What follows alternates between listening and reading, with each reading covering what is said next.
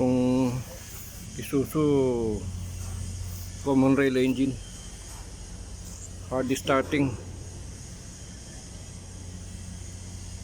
Palitan muna natin tong, papalit tayo ng fuel filter. Yung water separator pinalitan ko na. Ito yung kanyang fuel filter, papalitan natin.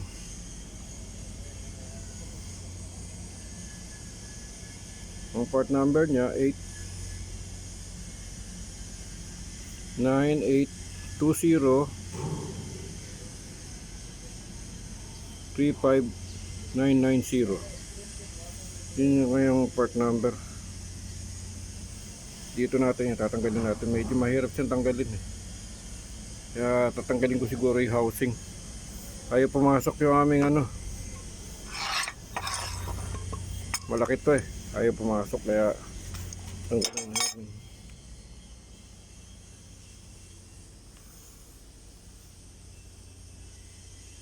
Isuzu common rail engine.